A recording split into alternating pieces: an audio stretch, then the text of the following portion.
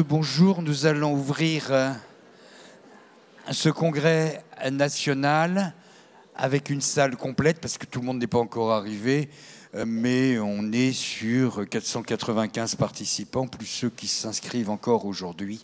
On va être donc à complet. Merci à tous d'être venus jusqu'ici. Je pense en particulier aux Parisiens qui ont galéré dans le TGV hier après-midi et qui ont eu 2 heures de voyage et 3h30 d'attente. Voilà. On va commencer avec l'allocution d'ouverture de M. Nicolas Brugère, maire adjoint à Bordeaux, qui est l'agglomération qui nous accueille pour ce 2e congrès en province. L'année dernière, c'était Nantes. Aujourd'hui, c'est Bordeaux. Et l'année prochaine, cap à l'Est, c'est Grenoble. Monsieur Brugère, à vous. Merci, messieurs les présidents.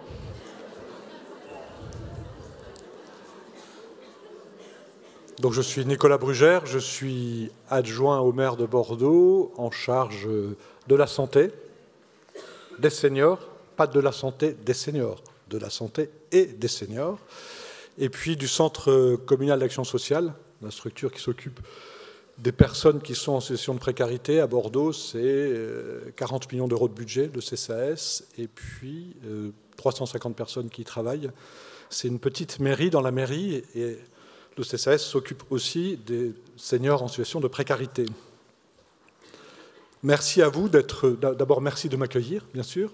Merci à vous d'être venus de 78 départements différents en France. Donc voilà, le 14e congrès attire, les 2e états généraux attirent. Sans doute que ce que vous proposez à travers le GAG est de qualité, et de qualité en profondeur. La population vieillit, on le sait tous. Aujourd'hui, quand on a 30 ans, on a une espérance de vie... Quand on a 60 ans, pardon, on a une espérance de vie de 30 ans en bonne santé pour 3/4 de la population, à condition qu'on ne rencontre pas un cancer, une pathologie cardiovasculaire, un accident domestique qui tue 4 fois plus que les accidents de la route. Mais à 60 ans, on espère vivre jusqu'à 90 ans en bonne santé avec quelques douleurs articulaires, mais avec beaucoup de capacités. Donc l'avenir est à nous. Et l'avenir est à ceux qui s'occupent des seniors, avec la population des baby-boomers qui arrivent, dont nous faisons partie. Donc, voilà. À Bordeaux, par exemple, vous avez 48 000 personnes qui ont 60 ans et plus, 22 000 qui ont 75 ans et plus, et les personnes qui vieillissent aspirent toutes à vieillir à domicile. C'est là où on a envie de vieillir, autant que faire se peut. Bordeaux, encore comme exemple, vous avez à 85 ans, 92% de la population qui est à domicile. À 95 ans, vous avez encore 7 personnes sur 10 qui vivent à domicile. Et à 100 ans, on a un peu plus de 100 centenaires. Pour l'instant, un peu plus femmes que hommes, mais les hommes sont en train de rattraper le... Et vous avez 1 personne sur 2 centenaires qui vit à domicile. C'est-à-dire que nos politiques, donc, visent à faire en sorte que les gens soient à domicile, soient bien à domicile, visent à lutter contre l'isolement et visent à faire en sorte qu'elles soient bien dans ce qu'elles font en fonction de ce qu'elles choisissent elles-mêmes, évidemment. Le choix des personnes est important. Le fait d'être rentré dans le réseau Ville Amie des aînés en 2014 nous a donné une réelle impulsion dans la politique de prise en charge et d'accompagnement des seniors, autour de l'habitat, l'urbanisme, les loisirs, le travail même, puisque quand on a 60 ans, on peut encore travailler, etc.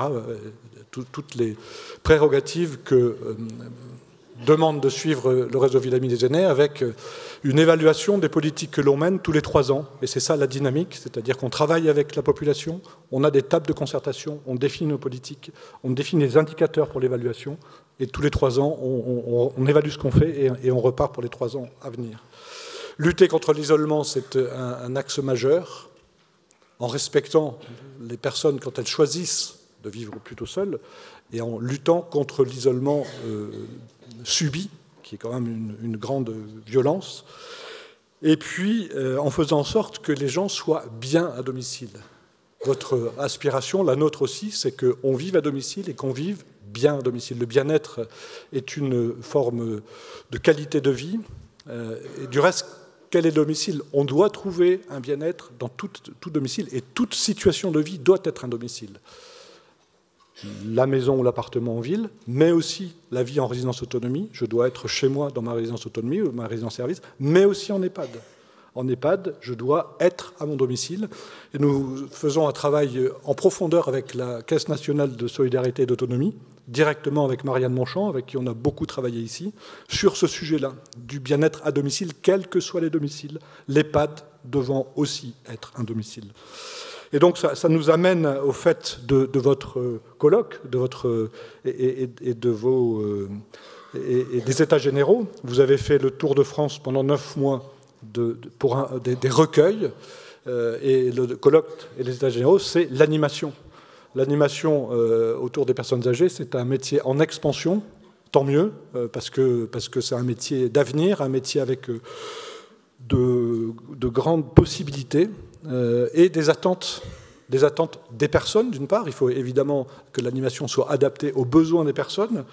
Des contextes d'exercice, il faut évidemment s'adapter aux demandes des personnes, mais aussi aux possibilités des nouveaux outils, mais aussi aux capacités des personnes.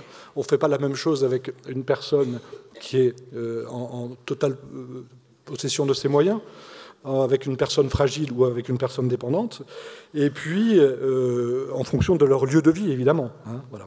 Donc vous avez fait le tour de France, vous avez recueilli des propositions. Ces propositions, vous allez les discuter en atelier. Ces ateliers vont faire remonter encore des pistes d'orientation, et c'est au terme de ce congrès, au bout de ces pistes d'orientation, que vous saurez encore mieux comment envisager votre métier pour les 10 à 15 ans qui viennent. Je vous présente toutes mes félicitations de faire ce métier, parce que c'est un métier d'avenir, parce que c'est un métier de qualité, parce que c'est un métier de grande humanité qui nécessite l'attention à l'autre. Et je vous présente mes plus vifs encouragements pour ce congrès et ce colloque qui va être une belle réussite. Vous êtes à Bordeaux, vous avez vu, c'est une ville du Sud. Elle vous accueille comme une ville du Sud, avec un temps océanique. Voilà. C'est une ville latine, c'est une ville océane, c'est une ville qui a un grand-père anglais et une grand-mère espagnole. C'est un port, ce qui est ouvert sur le monde. Donc bienvenue à Bordeaux et bon congrès.